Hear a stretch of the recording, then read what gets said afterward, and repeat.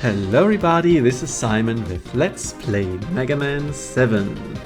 Today we are offered the illusion of choice. Should we go to Wily stage 2 or go to some other stage and farm bolts to stock up?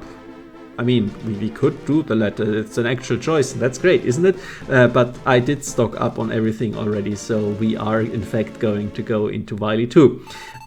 Which is not the greatest stage in my opinion. It is slightly unfun. Has a nice color scheme though, and very interesting turtle decoration, and a bunch of green enemies. So, I mean, maybe that's foreshadowing. I'm trying Proto Shield here, but it doesn't help me against this sled coming out of nowhere. How am I supposed to dodge this? Really annoying, quite obnoxious. Proto Shield helped there, awesome. Anyway, this stage, as I said, has issues. The first part of the stage, the biggest issue is that it's not very well done enemy placement wise. Look at this situation here. Why would I ever put myself into danger? You can just stay down here, and if you're not an idiot and jump directly into the shots, there's nothing the shield attacker and the Joes can do. You're not under any pressure, you're under no obligation to jump into danger. Similarly here, you can't just shoot down there, trying out stuff. Like, I'm just like, okay, maybe it works if I time it correctly. It doesn't really, but I mean, I can reach a Joe from here, so that's good enough. I could also shoot the Scorch Wheel down there. It's just like bad weapon palooza. It's fine, I have time to play around because there is no pressure on me, and that's not a great thing. Here as well, I can stay on this ladder for as long as I want and then just plan my approach here, sliding down there, no problem. I can stand at the bottom on the corner, nothing will hurt me there. Here as well, to stay on the ladder, that's like a Mega Man 3 design issue where you can just shoot into the feet of the Hammer Joes for as long as you want while you're standing on a ladder. And I don't even know if that's like intended, it's just a little bit weird. And here as well, just like Sniper Joes are very interesting enemies in Mega Man 7 because for once they are not obnoxious because they are so weak, they die to almost every special weapon very easily, and that's exactly what I'm going to do to them because, you know, why bother? And that's again a little bit weird, but it's good that you barely take any damage in the first part of the stage unless you are deliberately jumping into shots, because we have a refight against Space already now upgraded with a super adapter of his own. And boy, if you don't also have a super adapter against him, which is, you know, his weakness apart from still taking 2 damage from every special weapon, then it's not fun to deal with him at all. You really want to exchange homing fists here, because dodging him properly while also trying to fight him is not fun. He has gained a little bit of a resistance. He now only takes 4 damage and not 6 from the fist, and for some reason you can't hit him with the fist while he's charging. But yeah, just to get away from his constant barrage of shots, you really want to be able to also charge out of the way, like dash jump out of the way, I mean. I think the intent for you to like fight him fairly, quote unquote, is to go up on these platforms and then just go in figure 8 patterns around them and try to drop completely down when he's doing charge up stuff up there. Like you see, the room is quite tall actually, but that's a fool's errand in my experience. I like to just stay down there, stay put in a corner, see what he does, and then wait for him to come to you and fly into your shots, ideally again with his weakness. I've sometimes tried him without, but that just takes a bunch of E-tanks. Honestly, I don't have a good tactic for him, similar to how I can't really offer one for Wily 1 because it's just very chaotic. Speaking of very chaotic, it's super annoying to get on that ladder, and that means that this vertical room here is a prime example of the obnoxious platforming in the Wily stages, which I didn't really show off in Wily 1 but mentioned, showing being in full swing here, because it's very tough to deal with these sideways bounces, as we saw in Springman already, but now we also have the added benefit of a conveyor belt that even screws even more with your platforming instincts, and it's just straight up not a good time. You keep falling down in that room and have to redo it and kill the frogs again. It's like, ugh. And I had a lot of practice sessions where I spent like 5 minutes alone in that room and it was like going completely crazy. And then we have another room that is almost as obnoxious, or maybe more, depending on your definition of what you actually want to do here. If you don't use Freeze Cracker to make your own platforms, boy, are some jumps here completely impossible. Like the one where I just helped myself out, and here here as well. You can do this jump as you saw here, but if you just try to do that normally all the time, it's really, really tough. You keep bonking your head up there. And then this last jump as well, even with Freeze Cracker, I try to like freeze it underneath me and just succeed by going onto a corner there, which is super jank, but I'll take it because it was also a pain in the ass to do properly, and I'm glad that in this recording I got it somewhat smoothly. It's just straight up not a great room. This here is much better because I do like playing around with Danger Wrap, as you know, and you can take out the bubble bats before they even unbubble, so that's super duper nice, and you can hold up, as I've said a few times, to hit this guy that's floating above.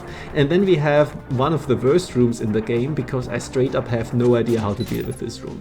I think you can make a jump from here to up to the right, just fine, yes, but maybe I screwed up the timing with the Freeze Cracker itself, or maybe it's just very, very tight.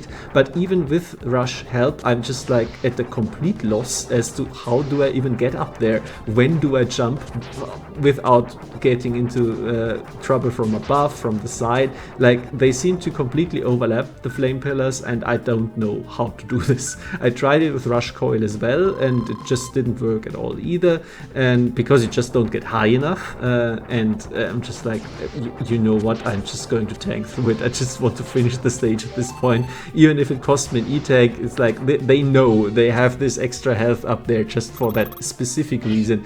And I was just done with it at this point. I'm sorry that I can't give you any better pointers. I don't like that room. And I was already wasting a lot of time trying to go through it.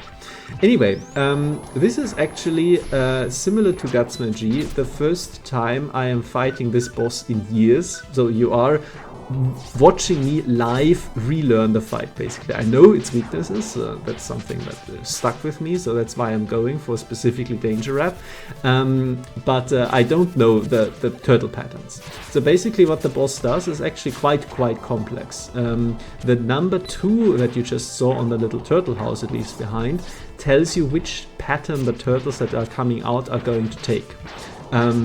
Here we have pattern 3, for example, which involves the turtles burying underground, burrowing underground, yeah, and then coming out at inopportune moments, and I just jump into it like an idiot because, again, I'm not used to it. So let's try that one again, and spoilers, the second attempt also doesn't go well. We don't really learn anything new from the start of the fight, so I'm skipping ahead to pattern number 1, where you can see that the hitbox of the turtles is actually very generous, and I almost managed to completely dodge it like this.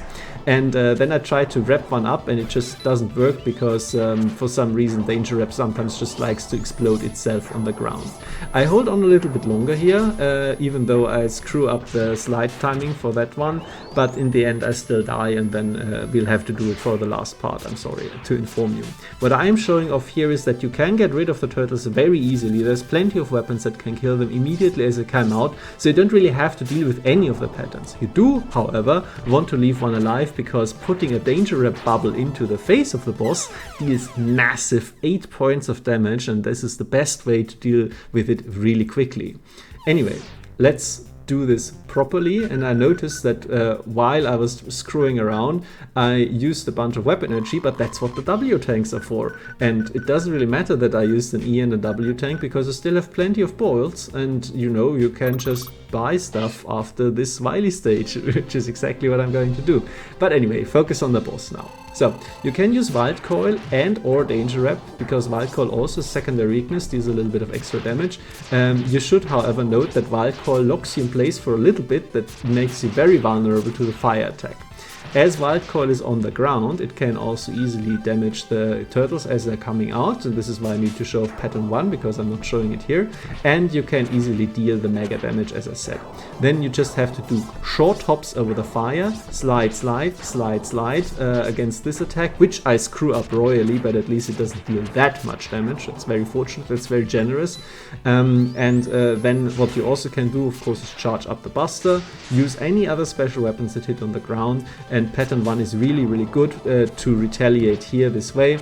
And then finally one final round of dodging, It's random, by the way, how often the turtle charges, so that's also fun, or if it uses one fire or two. It's a very interesting, very dynamic fight, despite being heavily scripted in a way, because you just have to react on the fly to what the small turtles are doing, how often it uses its attacks. It's pretty cool, it's very complex, I like it a lot. It's definitely a very, very nice conclusion to an otherwise pretty uneven stage that I don't think is very fun to play. It's challenging, yeah, but you know, overall, it could be better. But yeah, this is exactly what I was talking about. The Wily stage is over, and I'm showing this off deliberately just as a tip for you. If you are playing along, you can do that. You can just go after Wily 2, after Wily 1. You had a hard time, you ate 3 E-tanks against base, whatever. You probably have a bunch of bolts. Go in the shop and refill them. I was a little bit down on the shop initially when I was introducing it first, because I never really did this, because I didn't realize it when I was first playing the game. You can just do that, because I was a dumbass. Go to the shop, spend bolts. Thank you very much for your attention.